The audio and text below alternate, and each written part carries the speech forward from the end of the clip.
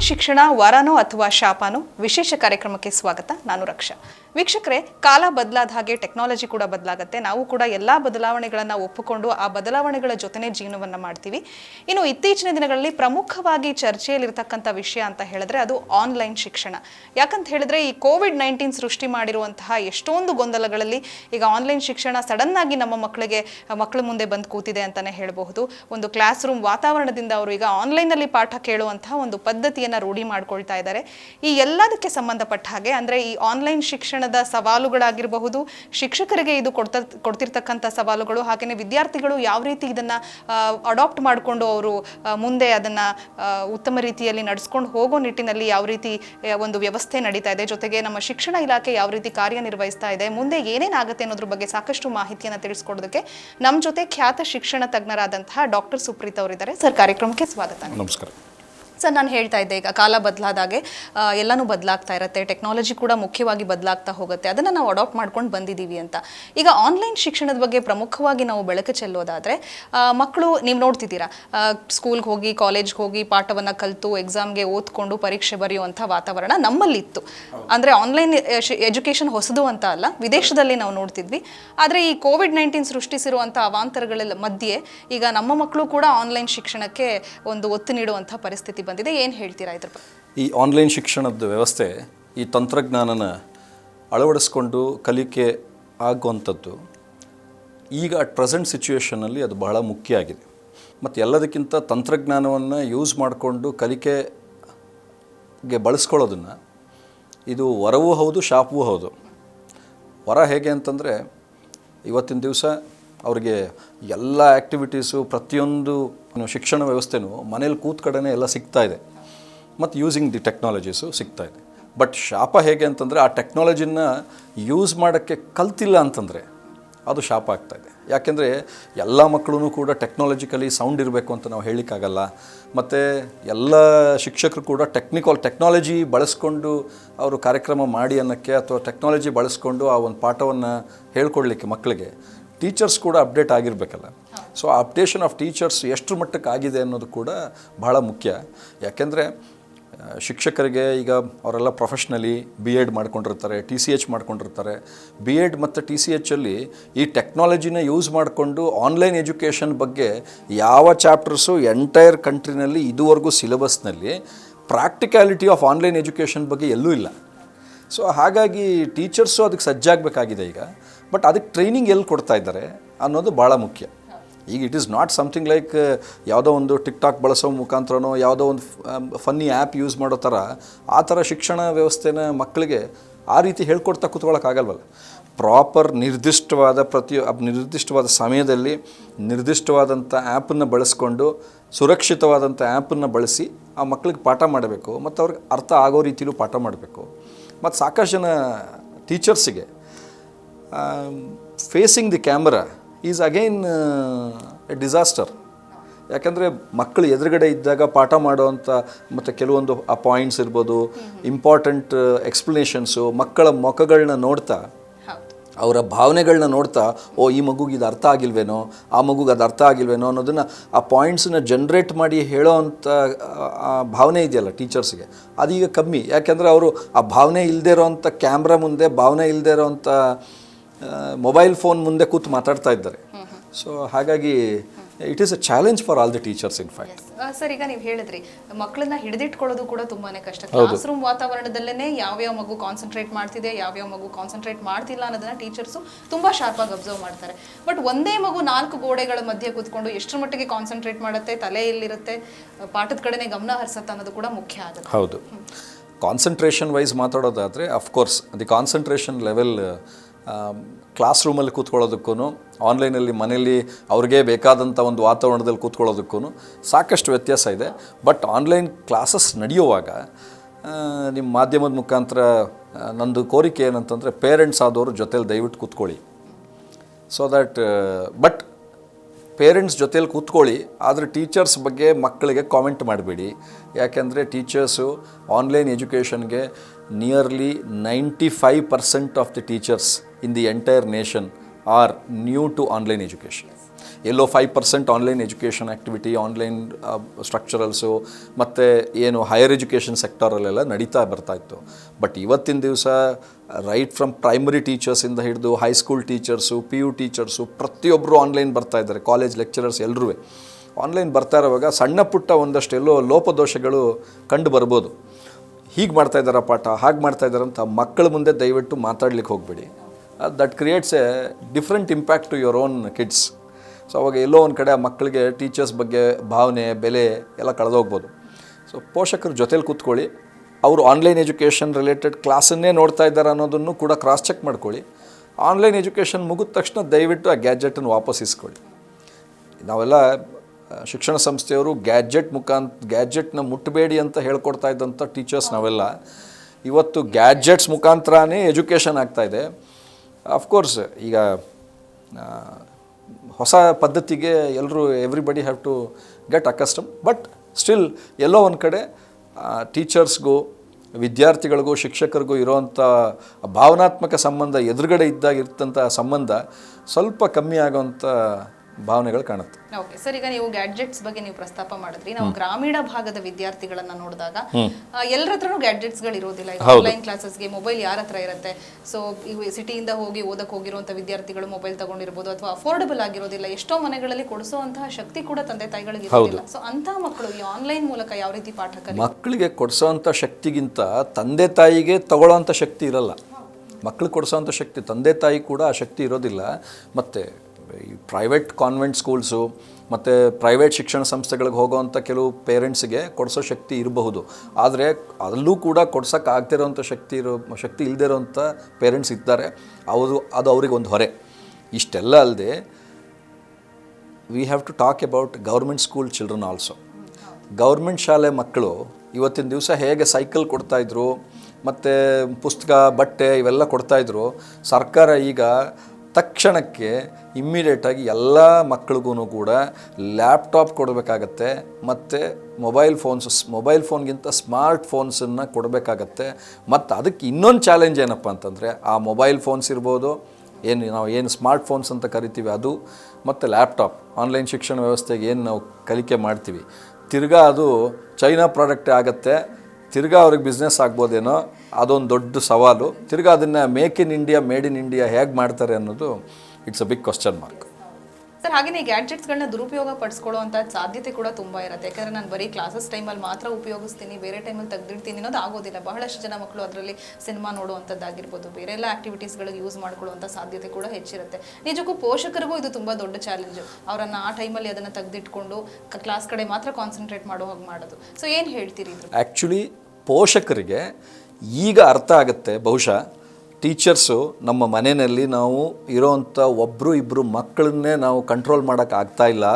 ಇನ್ನು ಒಬ್ಬ ಶಿಕ್ಷಕಿ ಅಥವಾ ಒಬ್ಬ ಶಿಕ್ಷಕ ಎಷ್ಟರ ಮಟ್ಟಿಗೆ ಕ್ಲಾಸ್ನಲ್ಲಿ ಸುಮಾರು 40ರಿಂದ 60 ಜನ ಮಕ್ಕಳನ್ನ ಹೇಗೆ ಕಂಟ್ರೋಲ್ ಮಾಡ್ತಾಯಿದ್ರು ಅನ್ನೋದಕ್ಕೆ ಈಗ ಅಟ್ಲೀಸ್ಟ್ ಪೇರೆಂಟ್ಸು ಟೀಚರ್ಸನ್ನು ಮುಂಚೆನೋ ಅಥವಾ ಯಾವಾಗಲೋ ಒಂದು ಸರ್ತಿ ಮನಸ್ಸಲ್ಲೋ ಹೋಮ್ವರ್ಕ್ ಕೊಟ್ಟಾಗ ಅಥವಾ ಪ್ರಾಜೆಕ್ಟ್ ವರ್ಕ್ ಕೊಟ್ಟಾಗ ಅವ್ರು ಬೈಕೊಳ್ಳೋದಕ್ಕಿಂತ ಈಗ ಅರ್ಥ ಮಾಡ್ಕೋಬಹುದು ಸಾಕಷ್ಟು ಜನ ಪೋಷಕರು ಎಷ್ಟು ಕಷ್ಟ ಒಬ್ಬರು ಟೀಚರಿಗೆ, ಆ ಶಿಕ್ಷಕರಿಗೆ ಆ ಕ್ಲಾಸ್ ರೂಮಲ್ಲಿ ಅಷ್ಟು ಜನ ಮಕ್ಕಳಿಗೂ ಡಿಸಿಪ್ಲಿನ್ನ ಹೇಳಿಕೊಟ್ಟು, ಸ್ಟಡೀಸನ್ನು ಅದಕ್ಕೆ ಒತ್ತು ಕೊಟ್ಟು, ಅವರ ಜನರಲ್ ಬಿಹೇವಿಯರ್ಗೆ ಎಷ್ಟೆಲ್ಲ ಪಾತ್ರ ಒಬ್ಬ ಶಿಕ್ಷಕರು ವಹಿಸಿದ್ರು ಅನ್ನೋದಕ್ಕೆ ನಿಜವಾಗ್ಲೂ this is the right time. ಒಂದು ಒಳ್ಳೆಯ ಉದಾಹರಣೆ. ಅವ್ರಿಗೆ ಅರ್ಥ ಆಗಿದೆ ಈಗ ಶಿಕ್ಷಕರ ಕಷ್ಟ ಏನು ಅನ್ನೋದು ಅರ್ಥ ಆಗಿದೆ.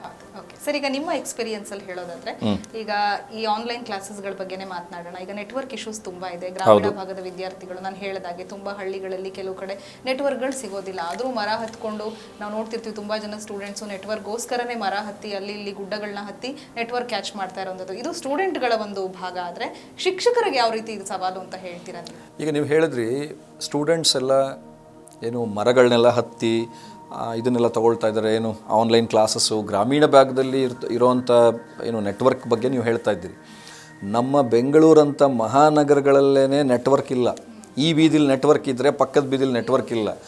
ಸೊ ಆನ್ಲೈನ್ ಶಿಕ್ಷಣ ನಡೀತಾ ಇದೆ ಅಂತಂದರೆ ಒಬ್ಬ ಸ್ಟೂಡೆಂಟಿಗೆ ಕರೆಕ್ಟಾಗಿ ಆನ್ ಟೈಮ್ ಅದು ಸ್ಟ್ರೀಮ್ ಆಗ್ತಾ ಇರುತ್ತೆ. ಇನ್ನೊಂದು ಕಡೆ ಅದೇ ನೆಟ್ವರ್ಕ್ ಇಲ್ಲ. ಆ ನೆಟ್ವರ್ಕು ಎಲ್ಲ ಕಡೆ 4G ಅಂತ ಏನು ಹೇಳಿದರೆ ಈಗ ಎಲ್ಲರೂ ಯೂಸ್ ಮಾಡ್ತಾ ಮಾಡ್ತಾ ಅದು ಆಲ್ಮೋಸ್ಟ್ 3G ಲೆವೆಲಿಗೆ ಇಳಿದೋಗಿದೆ.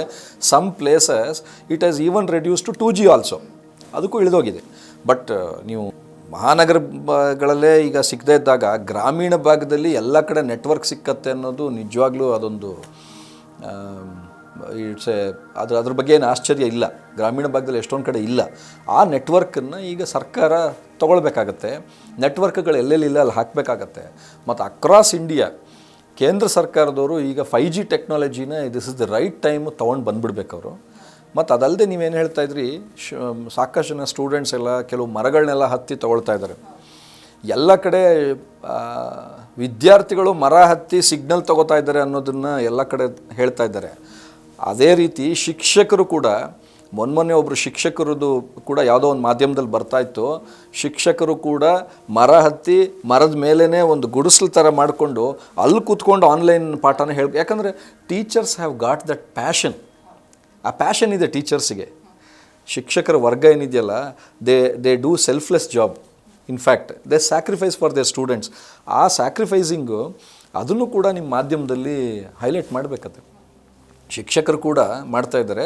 ಮತ್ತು ಈಗೇನು ಈ ಕೋವಿಡ್ ವಾರಿಯರ್ಸ್ ಎಲ್ಲ ಕಡೆ ಏನು ಕೋವಿಡ್ ವಾರಿಯರ್ಸ್ ಇದ್ದಾರೆ, ಶಿಕ್ಷಕರು ಕೂಡ one of the covid warrior ಇವತ್ತಿನ ದಿವಸ. ಬಿಕಾಸ್ ನಾಟ್ ಓನ್ಲಿ ಈಗ ಆಕೆ ಶಿಕ್ಷಕ ಅಥವಾ ಶಿಕ್ಷಕಿ ತನ್ನ ಮನೆಯ ಎಲ್ಲ ಕೆಲಸಗಳು ಎಲ್ಲ ಜವಾಬ್ದಾರಿಯನ್ನು ಮುಗಿಸಿ ಜೊತೆಗೆ ನಿಮ್ಮ ಮನೆಯ ಮಕ್ಕಳ ಜವಾಬ್ದಾರಿಯನ್ನು ಹೊತ್ತು ಆಕೆ ಶಿಕ್ಷಣವನ್ನು ಕೊಡ್ತಾ ಇದ್ದಾಳೆ. ಆತ ಶಿಕ್ಷಣವನ್ನು ಕೊಡ್ತಾ ಇದ್ದಾನೆ ಒಬ್ಬ ಶಿಕ್ಷಕ.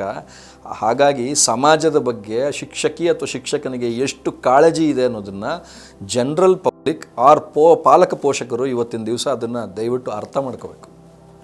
ಸರ್, ಈಗ ಆನ್ಲೈನ್ ಕ್ಲಾಸಸ್ಸು ಶಿಕ್ಷಕರು ಕೂಡ ನೀವು ಹೇಳಿದ್ರಿ one of the corona warriors ಅಂತ. ಅಫ್ಕೋರ್ಸ್ ಅವ್ರ ಮನೆ ಕೆಲಸಗಳನ್ನೆಲ್ಲ ಮುಗಿಸಿ ಅವರು ಒಂದು ಮಗುವಿಗೆ ಪಾಠವನ್ನು ಹೇಳ್ಕೊಡ್ತಾರೆ ಅಂತ. ಈಗ ಈ ಮನೆ ಕೆಲಸದ ವಿಚಾರನೇ ತಗೋಬೇಕು ಅಂತಂದರೆ ತುಂಬ ಡಿಸ್ಟರ್ಬೆನ್ಸಸ್ ಇರುತ್ತೆ ಪಾಠ ಮಾಡಬೇಕಾದ್ರೆ. ಬೇರೆ ಏನೋ ಯಾವುದೋ ಕೆಲಸ ಮಾಡ್ತಿರ್ತಾರೆ ಅಥವಾ ಅಡುಗೆ ಮಾಡ್ತಿರ್ತಾರೆ, ಆಮೇಲೆ ಇನ್ನೊಬ್ರು ಯಾರೋ ಬಟ್ಟೆ ಒಗಿತಾ ಇರ್ತಾರೆ, ಆ ಒಂದು ನಾಯ್ಸು ಜೊತೆಗೆ ಅವರು ಕಾನ್ಸಂಟ್ರೇಟ್ ಮಾಡಿ ಅದನ್ನು ಹೇಳ್ಕೊಡ್ಬೇಕಾಗತ್ತೆ. ಇನ್ನು ಈ ಮಗು ಮನೆಯಲ್ಲೂ ಕೂಡ ತುಂಬ ಜನ ಎಲ್ಲರೂ ಸೈಲೆಂಟಾಗಿ ಕೂತ್ಕೊಳ್ಳೋದಕ್ಕೆ ಸಾಧ್ಯ ಆಗೋದಿಲ್ಲ ಪಾಠ ಕೇಳೋ ಸಂದರ್ಭದಲ್ಲಿ. ಸೊ ಇದೆಲ್ಲ ಒಂದು ದೊಡ್ಡ ಚಾಲೆಂಜು. ಇದನ್ನು ಮೀರಿ ಯಾವ ರೀತಿ ಬೆಳಿಬೋದು ಮಕ್ಕಳು ಅಂತ ಹೇಳ್ತೀರಿ, ಅಥವಾ ಇದಕ್ಕೆ ಏನಾದರೂ ಪರ್ಯಾಯ ವ್ಯವಸ್ಥೆನೇ ಉಪಯೋಗ ಆಗುತ್ತಾ ಅಂತ? ಈಗ ಅಟ್ ಪ್ರೆಸೆಂಟ್ ಆನ್ಲೈನ್ ಎಜುಕೇಷನ್ನೇ ಈಗ ಆ್ಯಕ್ಚುಲಿ ಒಂದು ಪರ್ಯಾಯ ವ್ಯವಸ್ಥೆ. ಈ ಪರ್ಯಾಯ ವ್ಯವಸ್ಥೆ ಯಾವತ್ತಿಂದ ನಮ್ಮಲ್ಲಿ ಶುರುವಾಗಿದೆ? ಈಗ ಏಪ್ರಿಲ್ ತಿಂಗಳಿಂದ ಅಥವಾ ಮಿಡ್ ಆಫ್ ಏಪ್ರಿಲಿಂದ ಶುರುವಾಗಿದೆ. ಈಗ ಅಟ್ ಪ್ರೆಸೆಂಟು ಮಕ್ಕಳಿಗೆ ಏಪ್ರಿಲ್ ಆ್ಯಂಡ್ ಮೇನಲ್ಲಿ ರಜಾನೇ ಇತ್ತು. ಸೊ ಹಾಗಾಗಿ ಅದ್ರದ್ದು ಇಂಪ್ಯಾಕ್ಟ್ ಅಷ್ಟು ಗೊತ್ತಾಗ್ತಾ ಇರಲಿಲ್ಲ ಪಾಲಕ ಪೋಷಕರಿಗಾಗಿರ್ಬೋದು ಅಥವಾ ಶಿಕ್ಷಕರಿಗೆ ಮುಂದಾಲೋಚನೆ ಇತ್ತು. ಯಾಕೆಂದರೆ ಇನ್ನು ಹೀಗೆ ಕಂಟಿನ್ಯೂ ಆದರೆ ನೆಕ್ಸ್ಟ್ ಜೂನ್ ಜುಲೈ ತಿಂಗಳಲ್ಲಿ ಏನು ಮಾಡಬೇಕಾಗಬಹುದು ಅನ್ನೋದು ಒಂದು ಆಲೋಚನೆ. ಶಿಕ್ಷಣ ಇಲಾಖೆಗೂ ಅದೇ ಒಂದು ಆಲೋಚನೆ ಇತ್ತು.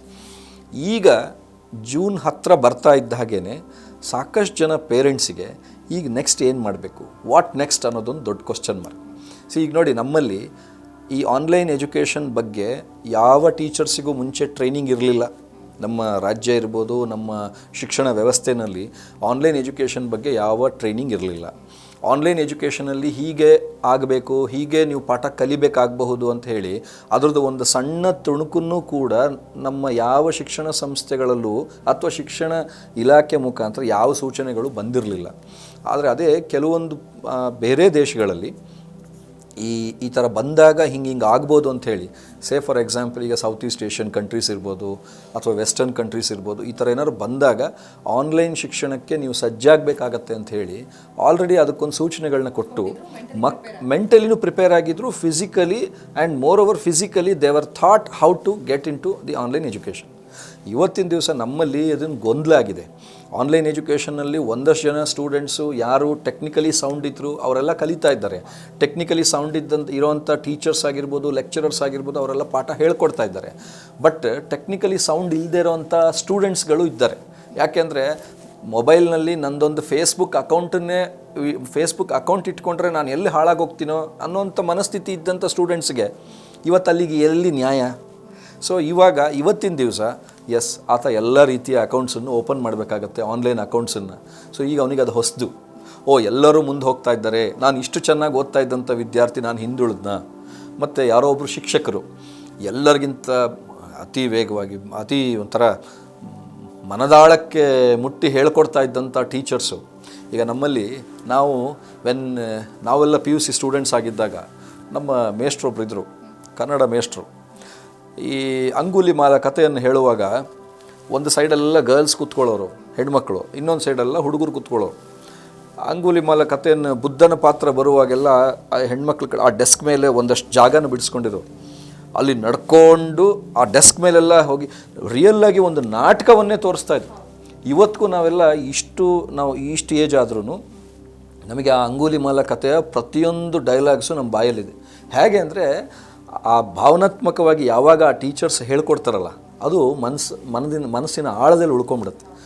ಬಟ್ ಇವತ್ತಿನ ದಿವಸ ನೀವು ಎಲ್ಲನೂ ಈ ಹಳೆ ಮೂವೀಸು, ಈ ಕಪ್ಪು ಬಿಳುಪು ಸಿನಿಮಾದಲ್ಲಿ ಇಷ್ಟೇ ಫ್ರೇಮ್ನಲ್ಲಿ ನೀವು ಡ್ಯಾನ್ಸ್ ಮಾಡಿ, ಇಷ್ಟೇ ಫ್ರೇಮ್ನಲ್ಲಿ ನೀವು ಆ ಕತ್ತಿ ವರ್ಷೆಯನ್ನು ನೀವು ತೆಗೆಯುವಾಗ ಇಷ್ಟೇ ಫ್ರೇಮ್ನಲ್ಲಿ ನೀವು ಕತ್ತಿ ತೆಗಿಬೇಕು, ಜಾಸ್ತಿ ತೆಗೆದ್ರೆ ನೀವು ಫ್ರೇಮಿಂದ ಆಚೆ ಹೋಗ್ತೀರಿ, ಹೀಗಿತ್ತಲ್ಲ. ಹಾಗೆ ಅಷ್ಟೇ ಫ್ರೇಮ್ನಲ್ಲಿ ಅಷ್ಟೇ ಚೌಕಟ್ಟಿನಲ್ಲಿ ಆ ಟೀಚರ್ಸು ಪಾಠ ಮಾಡಬೇಕಾಗಿದೆ. ಅದು ಅವ್ರಿಗೊಂದು ಚಾಲೆಂಜು. ಮತ್ತು ಅಷ್ಟರಲ್ಲೇ ಮಕ್ಕಳು ಕೂಡ ಅದಷ್ಟನ್ನೇ ಕಲಿಬೇಕಾಗಿದೆ.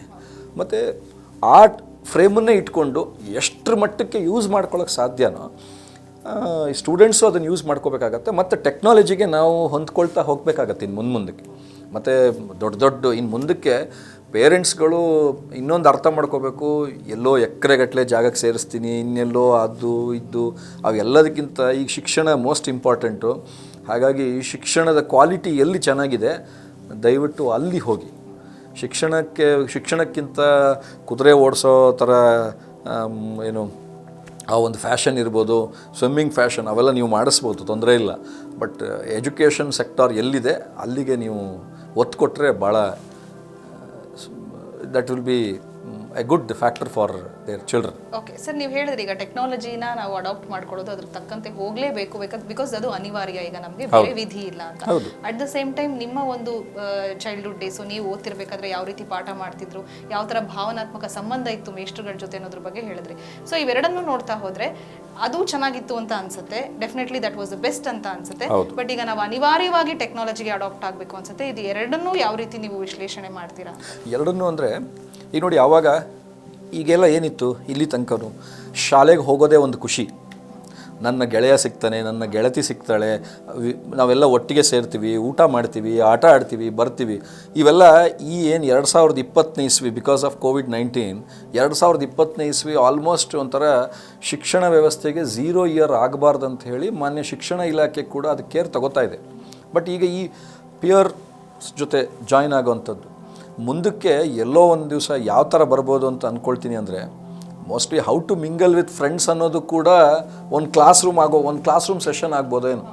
ಈಗೇನಾಗಿದೆ, ಮಕ್ಕಳು ಮುಂಚೆ ಎಲ್ಲ ನೋಡಿ, ಈ ನಾವೆಲ್ಲ ಸಣ್ಣವರಿದ್ದಾಗ, ನೀವೆಲ್ಲ ಸಣ್ಣವರಿದ್ದಾಗ ಎಲ್ಲೋ ಒಂದು ಕಡೆ ಸಾಮಾನ್ಯ ಆಟ ಕ್ರಿಕೆಟ್ ಆಡಲಿಕ್ಕೆ ಒಂದು ಗ್ರೌಂಡ್ಗೆ ಹೋಗಬೇಕು ಅಂದರೆ, ನನಗೆ ಗೊತ್ತಿರೋ ಹಾಗೆ ನಾವು ಎಲ್ಲ ಸಣ್ಣವರಿದ್ದಾಗ ಈ ಹನುಮನ್ ನಗರ, ಬಸವನಗುಡಿ ಸುತ್ತಮುತ್ತ ಅಥವಾ ಕೆಲವು ಕಡೆ ವಿಜಯನಗರ ಫೀಲ್ಡ್ಗೆಲ್ಲ ಹೋಗ್ತಾಯಿದ್ವಿ ನಾವು. 50 ಟೀಮು ಒಂದು ಫೀಲ್ಡಲ್ಲಿ 50 ಕ್ರಿಕೆಟ್ ಟೀಮ್ ಆಟ ಆಡೋದು. ಒಂದು ಬಾಲ್ ಇನ್ನೊಬ್ರು ತಲೆಗೆ ಹೊಡಿತಿರಲಿಲ್ಲ, ಇನ್ನೊಬ್ರಿಗೆ ಬೆನ್ನಿಗೆ ಬೀಳ್ತಾ ಇರಲಿ, ಅಷ್ಟು ಚೆನ್ನಾಗಿ ಎಲ್ಲರೂ ಆಟ ಆಡ್ತಿದ್ವಿ. ಮತ್ತು ಒಂದು ಕ್ರಿಕೆಟ್ಗೆ ಹೋಗಬೇಕಾದ್ರೆ ಒಬ್ಬ ಬ್ಯಾಟ್ ತೊಗೊಂಡು ಹೋಗೋನು, ಒಬ್ಬ ವಿಕೆಟ್ ತೊಗೊಂಬರೋನು, ಇನ್ನೊಬ್ಬ ಬಾಲ್ ತೊಗೊಂಬರೋನು, ಇನ್ನಷ್ಟು ಜನ ಫೀಲ್ಡರ್ಸ್ ಮಾಡೋರು. ಹೀಗೆ ಒಂಥರ ಒಟ್ಟಿಗೆ ಎಲ್ಲರೂ ಸೇರಿ ಆಟ ಆಡೋದು ಅವೆಲ್ಲ ಇತ್ತು. ಈಗ ಹೇಗಾಗಿದೆ, after all these mobile phones have come, ಇದೆಲ್ಲ ಬಂದಮೇಲೆ ಈಗ ಮೊಬೈಲ್ನಲ್ಲಿ ಎಲ್ಲ ಆಟಗಳನ್ನೂ ಆಡೋದೊಂದು. ಜೊತೆಗೆ ಏನಾಗಿದೆ ಅಂತಂದರೆ, ಮಕ್ಕಳಲ್ಲಿ ಈಗೋನೆಸ್ ಡೆವಲಪ್ಮೆಂಟ್ ಜಾಸ್ತಿ ಆಯಿತು. ಆ ಈಗೋನೆಸ್ ಎಲ್ಲಿ ಬಹುಶಃ ಜಾಸ್ತಿ ಆಗೋಗುತ್ತೋ ಅನ್ನೋದು ನನ್ನ ಕಾಳಜಿ ಕೂಡ. ಹೇಗೆ ಈಗೋನೆಸ್ ಅಂತಂದರೆ, ಈಗ ಆಟಾಡಕ್ಕೆ ಹೋಗಬೇಕಾದ್ರೆ ಅವನ ಮನೆ ಬಾಗಿಲಿಗೆ ಹೋಗಬೇಕು, ಬ್ಯಾಟ್ ಕೇಳಬೇಕು. ಅವ್ರ ಮನೆ ಹತ್ರ ಬ್ಯಾಟ್ ಕೇಳಬೇಡ ಕಣೋ, ಎಲ್ಲ ನೀನು ತಕ್ಕೊಡ್ತೀನಿ. ಪೇರೆಂಟ್ಸ್ ಇಲ್ಲೇ ತಕ್ಕೊಡ್ತಾರೆ, ಇಲ್ಲೇ ಮುಗಿಸ್ತಾರೆ, ಆಟ ಆಡ್ತಾರೆ. ಕೊನೆಗೆ ಅವನಿಗೆ ಆಟ ಆಡೋವಂಥ ಮನಸ್ಥಿತಿನೂ ಹೊಟ್ಟೋಯ್ತು. ಯಾಕೆ ಅಷ್ಟು ದೂರ ನಡ್ಕೊಂಡೋಗಿ ಆಟ ಆಡಬೇಕು, ಆನ್ಲೈನಲ್ಲೇ ಕ್ರಿಕೆಟ್ ಆಡ್ತೀನಿ, ಫೀಲ್ಡರ್ಸು ರೆಡಿ ಇರ್ತಾರೆ, ಇವನು ಬರೀ ಬ್ಯಾಟ್ಸ್ಮನ್. ಸೊ ಮೊಬೈಲ್ನಲ್ಲೇ ತೀಡ್ತಾ ಇವ್ರು ಕ್ರಿಕೆಟ್ ಆಡ್ಕೊಂಡು ಕಲ್ತ್ರೆ ಮಕ್ಕಳು ಹೊರತು ಜಾಯ್ನಿಂಗ್ ವಿತ್ ದೇರ್ ಫ್ರೆಂಡ್ಸ್, ಆ ಸಹಬಾಳ್ವಿಕೆ ಮತ್ತು ಸೃಜನಶೀಲತೆ ಅವೆಲ್ಲ 4 ಜನ ಮಕ್ಕಳ ಜೊತೆ ಸೇರಿದಾಗ, 4 ಜನ ಫ್ರೆಂಡ್ಸ್ ಜೊತೆ ಎಲ್ಲ ಸೇರಿದಾಗ ಅವೆಲ್ಲ ಬರೋವಂಥದ್ದು. ಅದಕ್ಕೆ ಬಹುಶಃ ಮುಂದಕ್ಕೆಲ್ಲ how to mingle with friends ನಾನೇನು ಹೇಳಿದೆ, ಅದಕ್ಕೂ ಕ್ಲಾಸಸ್ ಶುರು ಆಗ್ತಾ ಬಂದರೂ ಆಶ್ಚರ್ಯ ಇಲ್ಲ ಅಂತ ಅಂದ್ಕೊಳ್ತೀನಿ. ಬಟ್ ಈಗೋನೆಸ್ ಎಲ್ಲೋ ಒಂದು ಕಡೆ ಮಕ್ಕಳಿಗೆ ಯೂಸಿಂಗ್ ಮೊಬೈಲ್ ಫೋನ್ಸು ಅದೊಂದು ಬೆಳಿಬಾರ್ದು, ಅದನ್ನು ನೋಡ್ಕೋಬೇಕು, ಪೋಷಕರು ಅದನ್ನು ಬೆಳೆಸ್ತಾ ಹೋಗಬೇಕು. ಈಗ rather than teachers building personality development to the students, ಪಾಲಕ ಪೋಷಕರು ಆ ಕೆಲಸನ ಮಾಡಬೇಕಾಗಿದೆ ಇವತ್ತಿನ ದಿವಸ. ಸರ್, ಇವಾಗ ಈ ಕೋವಿಡ್-19 ಬಂದ ಮೇಲೆ ಸಾಕಷ್ಟು ಬದಲಾವಣೆಗಳಾಯಿತು. ಈಗ ಶಿಕ್ಷಣ ಸಂಸ್ಥೆಗಳಲ್ಲೂ ಕೂಡ ಸಾಕಷ್ಟು ಬದಲಾವಣೆ ಆಗಿದೆ. ಈಗ ಮಕ್ಕಳು ಆನ್ಲೈನಲ್ಲೇ ಪಾಠ ಕೇಳೋದ್ರಿಂದ ಶಿಕ್ಷಣ ಸಂಸ್ಥೆಗಳಿಗೆ ಯಾವ ರೀತಿ ಹೊಡೆತ ಬಿತ್ತು ಅಂತ ಹೇಳ್ತೀರಿ? ಶಿಕ್ಷಣ ಸಂಸ್ಥೆಗಳಿಗೆ ಇನ್ಫ್ಯಾಕ್ಟ್ ಇವತ್ತಿನ ದಿವಸ ಒಂದು ದೊಡ್ಡ ಚಾಲೆಂಜು, ಅದ್ರ ಜೊತೆಗೆ ಸಾಕಷ್ಟು ಹೊಡೆತ ಬಿದ್ದಿದೆ. ನಾಟ್ ಓನ್ಲಿ ದಟ್, ಈವನ್ ನೋಡಿ, ಈಗ ಶಿಕ್ಷಣ ಸಂಸ್ಥೆಗಳಲ್ಲಿ ಸೆಕ್ಷನ್ಗಳು ವರ್ಷ ಒಂದಷ್ಟು ಸೆಕ್ಷನ್ಗಳೆಲ್ಲ ಜಾಸ್ತಿ ಆಗ್ತಾ ಹೋಗ್ತಾ ಇತ್ತು. ಟೀಚರ್ಸ್ ಅಪಾಯಿಂಟ್ಮೆಂಟ್ ಆಗ್ತಾಯಿತ್ತು.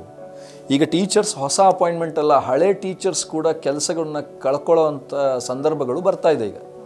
ಈಗ job security, safety and not only teachers job, ಎಷ್ಟೋ ಈ ಥರ ಹೀಗೆ ಆಗ್ತಾ ಬಂದುಬಿಟ್ರೆ ಸಾಕಷ್ಟು ಶಿಕ್ಷಣ ಸಂಸ್ಥೆಗಳು, ಅದರಲ್ಲೂ ಕೆಲವು ಬಜೆಟ್ ಆರ್ಗನೈಸೇಷನ್ಸು ಮುಚ್ಚೇ ಹೋಗ್ಬಿಡ್ಬೋದು. ಯಾಕೆಂದರೆ ಇದಕ್ಕೆಲ್ಲ ಸಜ್ಜಾಗಬೇಕು, ಅದಕ್ಕೆ ತಕ್ಕಂಥ ಟೀಚರ್ಸ್ ಬೇಕು, ಮತ್ತು ಶಿಕ್ಷಣ ಸಂಸ್ಥೆಗಳನ್ನ ನಡೆಸಲಿಕ್ಕೆ ಆಗದೇ ಇದ್ದಾಗ ಈಗ ಫೀಸ್ ಸ್ಟ್ರಕ್ಚರು ವೇರಿ ಆಗುತ್ತೆ.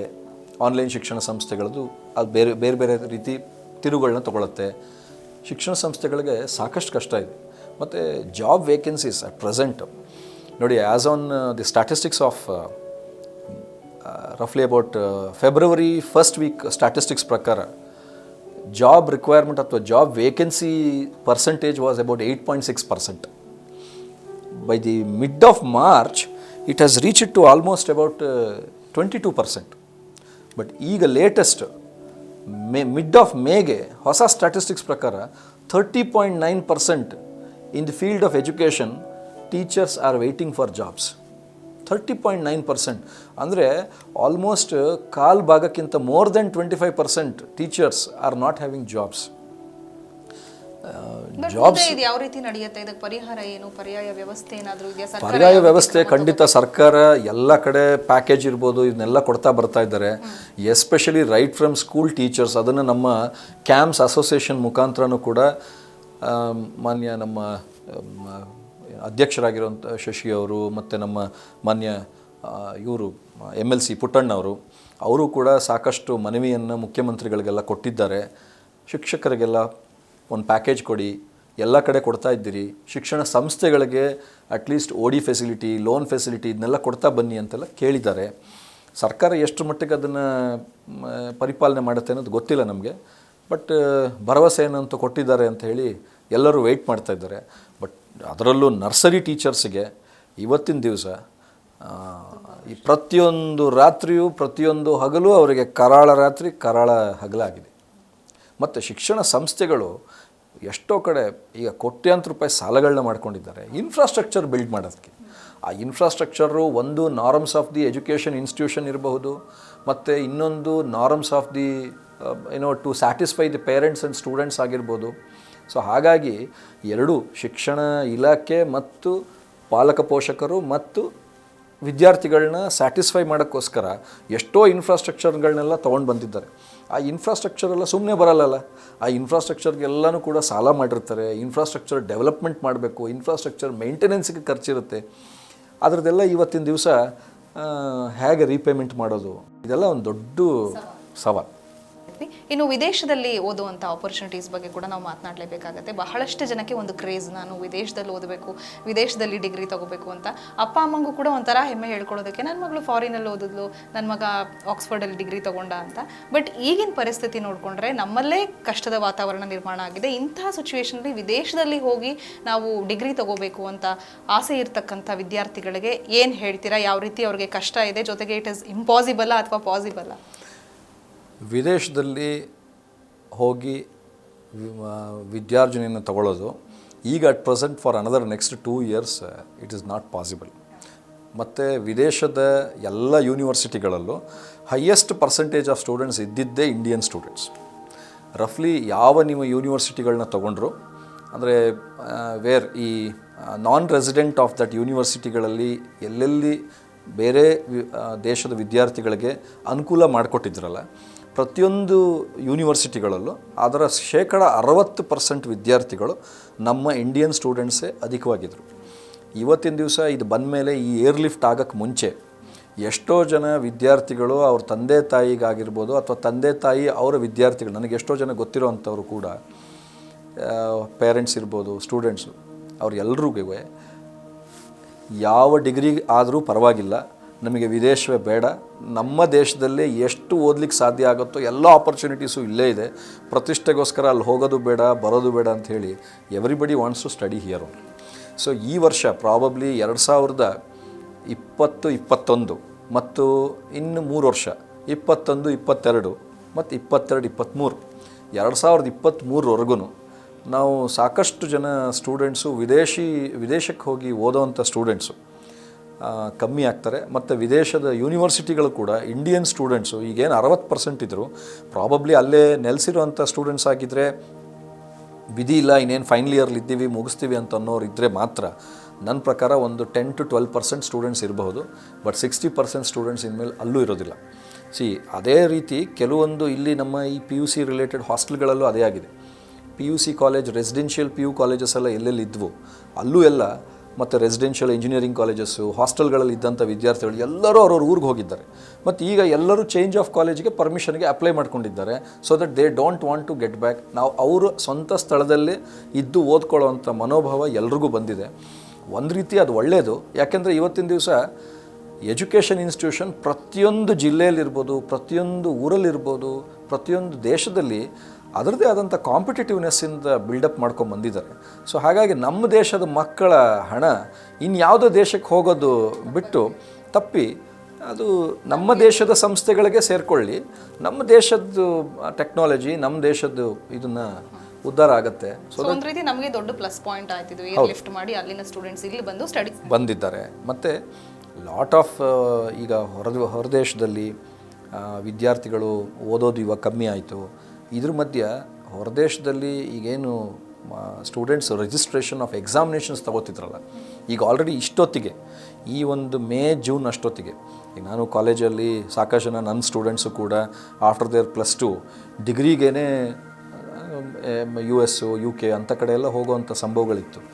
ಇದುವರೆಗೂ ನಾನು ಒಬ್ಬ ಹುಡುಗನ entrance examination of that university ಪೇಪರ್ಸಿಗೆ ಸಿಗ್ನೇಚರ್ ಇವತ್ತವರೆಗೂ ನಾನು ಮಾಡಿಲ್ಲ. ಯಾಕೆಂದರೆ ಸುಮಾರು ಜನ ಇದ್ದರು ನಮ್ಮಲ್ಲಿ, ಯಾರೂ ಹೋಗ್ತಾ ಇಲ್ಲ. ಮತ್ತು ತಂದೆ ತಾಯಿ ಕೂಡ ಕಳಿಸ್ಲಿಕ್ಕೆ ಯೋಚನೆ ಮಾಡ್ತಾರೆ. ಈಗ ಸರ್, ಇನ್ನು ಅಲ್ಲಿ ಸಿಸ್ಟಮ್ ನೋಡೋದಾದ್ರೆ ಈಗ ವಿದೇಶದಲ್ಲಿ ಅಲ್ಲಿನ ಎಜುಕೇಷನ್ ಸಿಸ್ಟಮು ಈ ಆನ್ಲೈನ್ ಅವ್ರಿಗೆ ಏನು ಹೊಸದಲ್ಲ, ತುಂಬ ಹಿಂದೆನೇ ಅವ್ರು ಅದನ್ನು ಅಡಾಪ್ಟ್ ಮಾಡಿಕೊಂಡ್ರು. ಸೊ ಅವ್ರಿಗೇನು ಕಷ್ಟ ಆಗೋದಿಲ್ಲ. ಬಟ್ ಈಗಿನ ಪರಿಸ್ಥಿತಿಲಿ ಅಲ್ಲಿ ಏನೇನೆಲ್ಲ ಬದಲಾವಣೆಗಳಾಗಿದೆ, ಅಲ್ಲಿ ವಿದ್ಯಾರ್ಥಿಗಳು ಯಾವ ರೀತಿ ಡಿಗ್ರಿ ತಗೊಳ್ಳೋದ್ರಲ್ಲಿ ಅಥವಾ ಎಜುಕೇಷನ್ ಫೇಸ್ ಮಾಡೋದ್ರಲ್ಲಿ ನಿರತರಾಗಿದೆ. ನಾನು ನಿಮ್ಗಾಗಲೇ ಹೇಳ್ದಂಗೆ ಏನು COVID-19 ಶುರು ಆಗ್ತಾ ಇದೆ ಅಂತಿದ್ದಂಗೆ ಸಾಕಷ್ಟು ವಿದೇಶದ ದೇಶಗಳಲ್ಲಿ ಆಫ್ಲೈನ್ ಸ್ಟೂಡೆಂಟ್ಸು ಕಾಲೇಜಲ್ಲಿ ಅಥವಾ ಸ್ಕೂಲ್ನಲ್ಲಿ ಇದ್ದಾಗಲೇ ಅವರಿಗೆ ಆನ್ಲೈನ್ ಎಜುಕೇಷನ್, ಆನ್ಲೈನ್ ಸ್ಟಡೀಸ್ ಎಲ್ಲ ನೀವು ಯಾವ ರೀತಿ ತಗೋತೀರಿ, ಯಾವ ರೀತಿ ಮಾಡಬೇಕು, ಹೌ ಟು ಡೌನ್ಲೋಡ್, ನಾವು ಹೋಮ್ವರ್ಕನ್ನು ನಿಮಗೆ ಯಾವ ಥರ ಕಳಿಸ್ತೀವಿ, ಇದ್ರದ್ದೆಲ್ಲನೂ ಒಂದು ಮಾಹಿತಿನ ಆಲ್ರೆಡಿ ಕೊಟ್ಟಿದ್ರು ಅವ್ರಿಗೆ. ಟೀಚರ್ಸ್ಗೂ ಕೂಡ ಅಲ್ಲಿ ಶಿಕ್ಷಣ ಇಲಾಖೆಯಿಂದ ಪ್ರತಿಯೊಂದಕ್ಕೂ ಕೂಡ ಈಗ ಹಾಂಗ್ಕಾಂಗ್ ಇರ್ಬೋದು, UAE ಇರ್ಬೋದು, ಅಥವಾ UK US ಎಲ್ಲ ಕಡೆನೂ ಕೂಡ, ಬಟ್ ಅಲ್ಲೆಲ್ಲ ಆಲ್ರೆಡಿ ನಡೀತಾ ಇದ್ದರೂ ಕೂಡ ಇದೇ ರೀತಿ ನೀವು ಮಾಡಿ. ಯಾಕಂದರೆ ಅಲ್ಲೂ ಆಫ್ಲೈನ್ ಎಜುಕೇಷನ್ ಪ್ರತಿಯೊಂದು ಪ್ರದೇಶದಲ್ಲೂ, ಎಲ್ಲ ಪ್ರಪಂಚದಲ್ಲೂ ಪ್ರತಿಯೊಂದು ಪ್ರದೇಶದಲ್ಲೂ ಆಫ್ಲೈನ್ ಎಜುಕೇಷನ್ ಅಂದರೆ 1-to-1 ಕಾಂಟ್ಯಾಕ್ಟ್ ಎಜುಕೇಷನ್ ಇದ್ದೇ ಇತ್ತು. ಏನೇ ಆನ್ಲೈನ್ ಎಜುಕೇಷನ್ ಇದ್ರೂ 60% ಆನ್ಲೈನ್ ಎಜುಕೇಷನ್ ಅಥವಾ 70% ಇತ್ತು. ಬಟ್ 30% ಅಂತೂ ಇತ್ತಲ್ಲ ಅಲ್ಲೂ. ಬಟ್ ನಮ್ಮಲ್ಲೇನಾಗಿತ್ತು, 95% was offline 1-to-1 contact education, only 5% online education.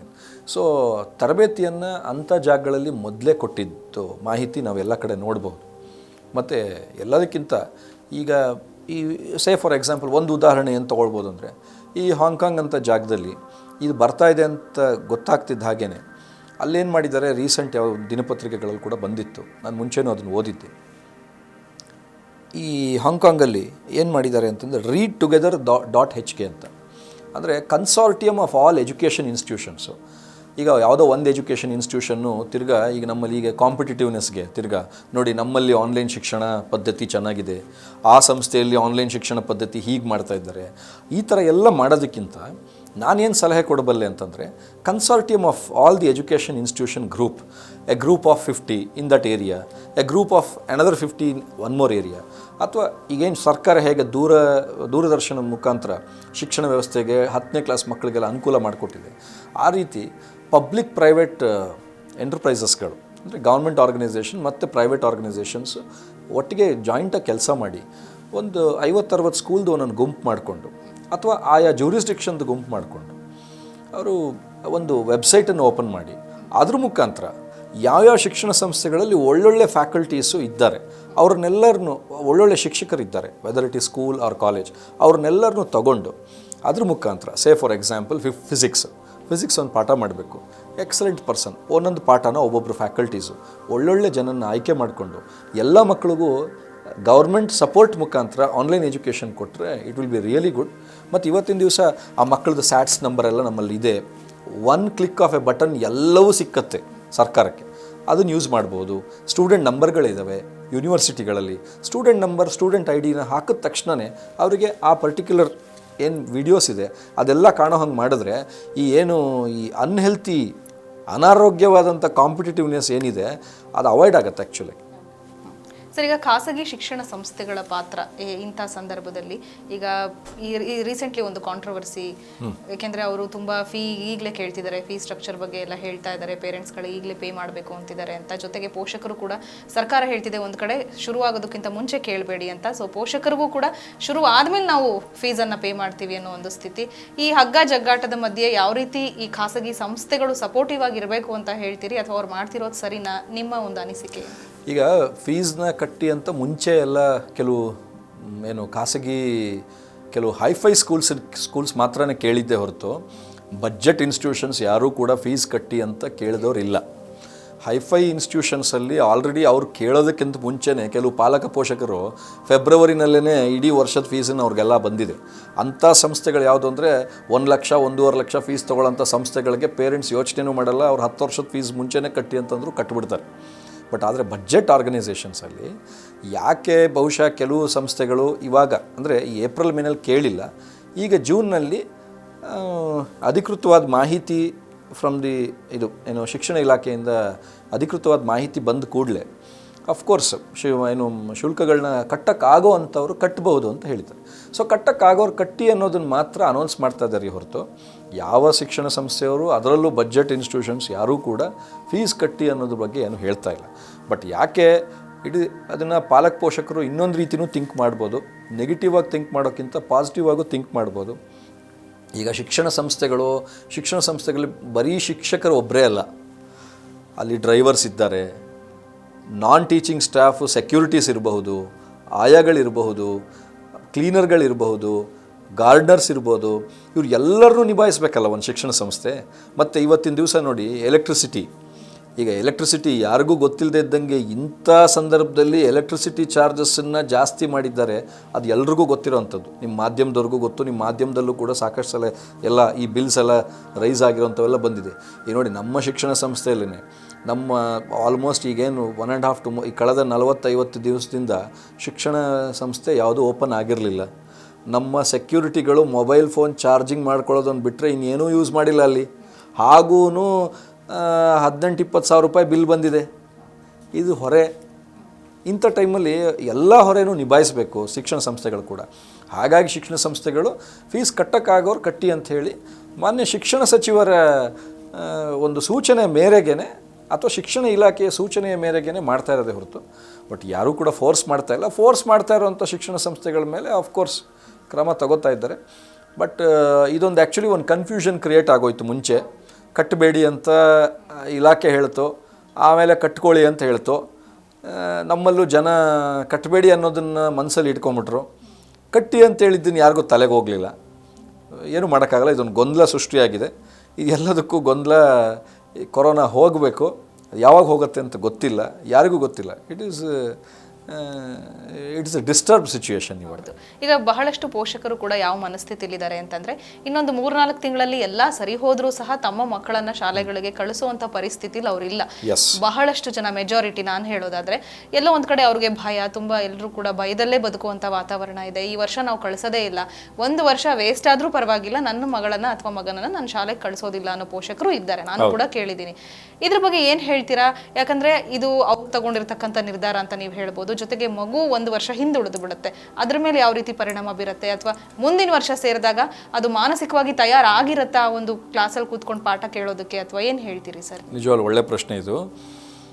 ಈಗ ಸುಮಾರು ಮಕ್ಕಳು ಮನೆಯಲ್ಲಿ ಇದ್ದು ಈಗ ರಜದೇನೋ ಈಗ 2 ತಿಂಗಳಾಯಿತು. ಈಗ ಜೂನ್ ಮಂತಿಂದ ಹಾಗೆ ಮನೇಲಿದ್ದಾಗ ಮಕ್ಕಳು 1 ತಿಂಗಳು ಅಕಸ್ಮಾತ್ ಜೂನ್ 1 ಜೂನ್ 30 ಅವ್ರ ಮನೇಲಿ ಇದ್ದರು ಅಂದರೆ ಅದು ಅವ್ರಿಗೆ ಅಭ್ಯಾಸ ಆಗಿಬಿಡುತ್ತೆ. ಬಹುಶಃ 2021-22 ಇಸ್ವಿ ಏನು ಅಕಾಡೆಮಿಕ್ ಇಯರ್ ಇದೆ, ಆ ಅಕಾಡೆಮಿಕ್ ಇಯರ್ಲಿ ನಾವು ಈವನ್ 4ನೇ ಕ್ಲಾಸ್ 5ನೇ ಕ್ಲಾಸ್ ಮಕ್ಕಳು ಕೂಡ ಸ್ಕೂಲಿಗೆ ಬರೋಕ್ಕೆ ಕಣ್ಣೀರು ಹಾಕ್ಕೊಂಡೇ ಬರೋವಂಥ ಪರಿಸ್ಥಿತಿ ಬಂದರೂ ಏನು ಆಶ್ಚರ್ಯ ಇಲ್ಲ. ಯಾಕೆಂದರೆ ಅವ್ರಿಗೆ ಅಭ್ಯಾಸ ಆಗಿರುತ್ತೆ. ಮತ್ತು ಏನು ಅಟ್ ಪ್ರೆಸೆಂಟು ಮಕ್ಕಳ ಪಾಲಕ ಪೋಷಕರಿಗೆ ಅವ್ರು ಕಳಿಸೋದು ಬಿಡೋದು ಖಂಡಿತ ಅದು ಅವ್ರಿಗೆ ಬಿಟ್ಟಿದ್ದು. ಬಟ್ ಕೆಲವೊಂದು ಸರ್ತಿ ಅದು ಒಳ್ಳೆ ಡಿಸಿಷನ್ನು ಹೌದು, ಬಟ್ ಕೆಲವೊಂದು ಸರ್ತಿ ಅದು ಒಳ್ಳೆ ಡಿಸಿಷನ್ನು ಅಲ್ಲ. ಆ ಮಕ್ಕಳಿಗೆ ಈ ವರ್ಷ ಏನಾಗೋಗುತ್ತೆ, 2020 and 2021 will become A 0 year. Totally ಅವ್ರ ಲೈಫಲ್ಲಿ ಆ ಮಕ್ಕಳಿಗೆ 0 ಇಯರ್ ಆಗ, ಅದರಲ್ಲೂ ನರ್ಸರಿ ಮಕ್ಕಳು ಈಗ ಯಾವುದು ಕಿಂಡರ್ ಗಾರ್ಟನ್ 1 ಸೆಕ್ಷನ್ನು, ಕಿಂಡರ್ ಗಾರ್ಟನ್ 2 ಇದ್ದರು, ಕಿಂಡರ್ ಗಾರ್ಟನ್ 3 ಬರಬೇಕಾಗಿತ್ತು. ಈಗ ಆ ಕಿಂಡರ್ ಗಾರ್ಟನ್ 3 ಆಗೋದೇ ಇಲ್ಲ, ಒಟ್ಟಿಗೆ ಫಸ್ಟ್ ಸ್ಟ್ಯಾಂಡರ್ಡ್ಗೆ ಹೋಗಬೇಕು. UKG ಪೋರ್ಷನ್ಸ್ ಏನಿದೆಯಲ್ಲ, ಆ UKG ಪೋರ್ಷನ್ಸನ್ನು ಹೆಂಗೆ ಕಲಿತಾರೆ? ಕ್ಲಾಸ್ ರೂಮಲ್ಲಿ ಟೀಚರ್ಸು ಕೈ ಹಿಡಿದು ಬರ್ಸಿ ಅವ್ರಿಗೇನು ಆ ವರ್ಡಿಂಗ್ಸ್ ಎಲ್ಲ ಹೇಳ್ಕೊಡ್ತಾಯಿದ್ರು. ಈಗ ಆ ವರ್ಡಿಂಗ್ಸನ್ನು ಅಮ್ಮ ಹೇಳ್ಕೊಡ್ಬೇಕು. ಈಗ ತಿರುಗಿ ಆ ಗಾದೆ ಮತ್ತೆ ಬರುತ್ತೆ, ತಾಯಿಯೇ ಮೊದಲ ಗುರು. ಈಗ ಅದು ಆಗಬೇಕಾಗತ್ತೆ. ಈಗ ತಾಯಂದರು ಮನೇಲಿ ಕೂತ್ಕೊಂಡು ಪೂರ್ತಿ ಅದನ್ನು ಹೇಳ್ಕೊಡ್ಬೇಕು. ಮತ್ತು ಎಲ್ಲ ತಾಯಂದರು ಮನೇಲಿ ಕೂತ್ಕೊಳ್ಳೋಕ್ಕೆ ಆಗ್ತಾಯಿಲ್ಲ. ಈಗ ಅವರಿಗೆ ಕೆಲವೊಂದು ಅವರು ಸಾಫ್ಟ್ವೇರಲ್ಲಿ ಕೆಲಸ ಮಾಡ್ಬೋದು, ಹಾರ್ಡ್ವೇರಲ್ಲಿ ಕೆಲಸ ಮಾಡ್ಬೋದು. ಸಾಕಷ್ಟು ಕಡೆ ಆ ತಾಯಿಗೂ ಕೂಡ ಎಷ್ಟೊಂದು ಜವಾಬ್ದಾರಿಗಳಿದೆ ಮನೆಯಲ್ಲಿ. ಆಕೆನೂ ಬೇರೆ ಬೇರೆ ಕಡೆ ಹೋಗಬೇಕಾಗತ್ತೆ. ಆ ಮಗುನ ನೋಡ್ಕೊಳ್ಳೋದು ಹೇಗೆ? ಈಗ ಸ್ಕೂಲ್ಸ್ ಇಲ್ಲ, ಮನೇಲಿ ಇರಬೇಕಾಗತ್ತೆ. ಸೊ ಎಯ್ದರ್ ಆಫ್ ದಿ ಪೇರೆಂಟ್, ತಂದೆ ಅಥವಾ ತಾಯಿ, ಯಾರಾದರೂ ಒಬ್ಬರು ಕೆಲಸ ಬಿಡಬೇಕಾಗತ್ತೆ. ಇವಾಗ ಆ ಕೆಲಸಗಳನ್ನ ಬಿಟ್ಟರೆ ಮನೆ ನಡೆಸೋದು ಹೇಗೆ? ಇವೆಲ್ಲ ನಿಜವಾಗ್ಲೂ ಸಾಧಕ ಬಾಧಕ ತುಂಬ ಇದೆ. ಬಟ್ ಆನ್ಲೈನ್ ಶಿಕ್ಷಣ ಅಟ್ ಪ್ರೆಸೆಂಟ್ ನರ್ಸರಿ ಮಕ್ಕಳಿಗಂತೂ ಖಂಡಿತ ಅವಶ್ಯಕತೆ ಇಲ್ಲ. ಅದನ್ನು ಖಂಡಿತ ಪೇರೆಂಟ್ಸ್ ಹೇಳ್ಕೊಡ್ಬೋದು. ಬಟ್ ಎಲ್ಲ ಸರಿ ಹೋಯಿತು ಅಂತಂದರೆ at least they can definitely send to schools. ಮತ್ತು ಎಲ್ಲದಕ್ಕಿಂತ ನಂದು ಇನ್ನೊಂದು ಸಜೆಷನ್ ಏನಪ್ಪ ಅಂದರೆ, ಇನ್ ಕೇಸ್ ಸ್ಕೂಲ್ಸ್ ಇವಾಗ ಓಪನ್ ಆಯಿತು ಅಂತಂದರೆ ಮಾನ್ಯ ಶಿಕ್ಷಣ ಇಲಾಖೆ ನಮ್ಮ ಆರೋಗ್ಯ ಇಲಾಖೆ ಮುಖಾಂತರ ಒಂದು ಒಪ್ಪಂದ ಮಾಡಿಕೊಂಡು ಸ್ಕೂಲ್ಸ್ ಓಪನ್ ಆದಾಗ ಪ್ರತಿ ದಿನ ಏನು ಹೆಲ್ತ್ ಇನ್ಸ್ಪೆಕ್ಟರ್ಸ್ ಇದ್ದಾರೆ, ಆ ಹೆಲ್ತ್ ಇನ್ಸ್ಪೆಕ್ಟರ್ಸು ಆ ಒಂದು ಸಂಸ್ಥೆಗೆ ಎವ್ರಿ ಡೇ ಭೇಟಿ ಕೊಟ್ಟು ಎಲ್ಲ ಕರೆಕ್ಟಾಗಿದೆಯಾ ಅಂತ ಪೂರ್ತಿ ಚೆಕ್ ಮಾಡಿ ಎವ್ರಿ ಡೇ ಅಲ್ಲೊಂದು ಸರ್ಟಿಫಿಕೇಷನ್ ಬರೆಯೋ ಥರ ರೆಡಿ ಮಾಡಿಟ್ಟಿದ್ರೆ, ಸೊ ದಟ್ ಡೆಫಿನೆಟ್ಲಿ ಎಲ್ಲ ಶಿಕ್ಷಣ ಸಂಸ್ಥೆಯವ್ರಿಗೂ ಕೂಡ, ಈಗ ಶಿಕ್ಷಣ ಸಂಸ್ಥೆಗಳಲ್ಲಿ ಆ್ಯಕ್ಚುಲಿ ಹೈಜೀನ್ನ ಹೇಳ್ಕೊಡ್ತಾ ಇದ್ದಿದ್ದೇ ಶಿಕ್ಷಣ ಸಂಸ್ಥೆಗಳು. ಶಿಕ್ಷಣ ಸಂಸ್ಥೆಯಲ್ಲಿ ಹೈಜೀನ್ ಮೇಂಟೈನ್ ಮಾಡಬೇಕು ಅಂತಂದರೆ ಇಂತಿಂಥ ನಿರ್ದಿಷ್ಟವಾದಂಥ ಕಾರ್ಯಕ್ರಮಗಳನ್ನ ನೀವು ಅದಕ್ಕೊಂದು ರೂಪುರೇಷೆಗಳನ್ನ ಕೊಟ್ಟರೆ ಮಾನ್ಯ ಆರೋಗ್ಯ ಇಲಾಖೆ, ಅದ್ರ ಮುಖಾಂತರ ನಡೀತಾ ಹೋಯಿತು ಅಂತಂದರೆ ಪೇರೆಂಟ್ಸ್ಗೂ ಒಂದು ಭರವಸೆ ಬರುತ್ತೆ. Health inspectors of that BBMP ಅಥವಾ ಏನು ಈ ಪೌರಾಡಳಿತ ಏನಿದೆ ಅದ್ರ ಮುಖಾಂತರ ಹೆಲ್ತ್ ಆಫೀಸರ್ಸು ಬಂದು ಕ್ರಾಸ್ ಚೆಕ್ ಮಾಡಿ ಎವ್ರಿ ಡೇ ಒಂದೊಂದು ರಿಪೋರ್ಟ್ ಹಾಕೋ ಥರ ಮಾಡಿಕೊಂಡ್ರೆ, ಅಥವಾ ವೀಕ್ಲಿ ರಿಪೋರ್ಟ್ ಅವರಿಗೆ ಯಾವ ರೀತಿ ಆಗುತ್ತೆ ಅದ್ರ ಪ್ರಕಾರ ಮಾಡ್ತಾ ಹೋದರೆ, ಪ್ರಾಬಬ್ಲಿ ಶಿಕ್ಷಣ ಸಂಸ್ಥೆಗಳು ಓಪನ್ ಆದ ಕೂಡಲೇ 1 ತಿಂಗಳು 1.5 ತಿಂಗಳು ಆದಮೇಲೆ ಎಲ್ಲ ಶಿಕ್ಷಣ ಸಂಸ್ಥೆಗಳನ್ನೂ ನಾವು ಕೇರ್ ತಗೋತಾ ಇದ್ದೀವಿ ಅಂತ ಸರ್ಕಾರ ಭರವಸೆಯನ್ನು ಕೊಟ್ಟರೆ, ಅದರಲ್ಲೂ ತಾಯಂದ್ರ ಕರಳಿಗೆ ಒಂದು ಧೈರ್ಯ ಬರುತ್ತೆ. ನಾವು ನನ್ನ ಮಗ ನನ್ನ ಮಗಳು ಕೂಡ ಶಿಕ್ಷಣ ಸಂಸ್ಥೆಗೆ ಹೋಗಿ ಸೇಫಾಗಿ ಬರ್ತಾರೆ ಅನ್ನೋದನ್ನು ಮಾಡಬೇಕಾಗತ್ತೆ. ಮತ್ತು ಪೇರೆಂಟ್ಸು ಕೂಡ ಮಕ್ಕಳನ್ನು ಸ್ಕೂಲಿಗೆ ಕಳಿಸೋವಾಗ ಆ ಹೆಲ್ತ್ ಆ್ಯಂಡ್ ಹೈಜೀನಸ್ಸನ್ನು ಆ ಮಕ್ಕಳಿಗೂ ಕೂಡ ಮನೇಲಿ ಹೇಳ್ಕೊಡ್ಬೇಕಾಗತ್ತೆ, ಹೀಗೀಗೆ ಇರಬೇಕಂತೇಳಿ. ಬಟ್ ಸೋಷಿಯಲ್ ಡಿಸ್ಟೆನ್ಸಿಂಗ್ ಮೈಂಟೈನ್ ಮಾಡೋದಿದೆಯಲ್ಲ ಮಕ್ಕಳಿಗೆ, ಅದು ಒಂದು ದೊಡ್ಡ challenge. That is a big challenge, either it is for primary teachers or high school teachers also. Sir, ನೀವು ಹೇಳಿದ್ರಿ ಈಗ ಆರೋಗ್ಯ ಇಲಾಖೆ ಅಧಿಕಾರಿಗಳು ಯಾವ ರೀತಿ ಶಿಕ್ಷಣ ಸಂಸ್ಥೆ ಜೊತೆ ಸೇರಿ ಹೈಜೀನನ್ನು ಮೇಂಟೈನ್ ಮಾಡೋ ನಿಟ್ಟಿನಲ್ಲಿ ಪೋಷಕರಿಗೆ ಒಂದು ಭರವಸೆಯನ್ನು ಮೂಡಿಸಬೇಕು ಅಂತ. ಬಹಳ ಒಳ್ಳೆಯ ಐಡಿಯಾ ಅದು ಆ್ಯಕ್ಚುಲಿ.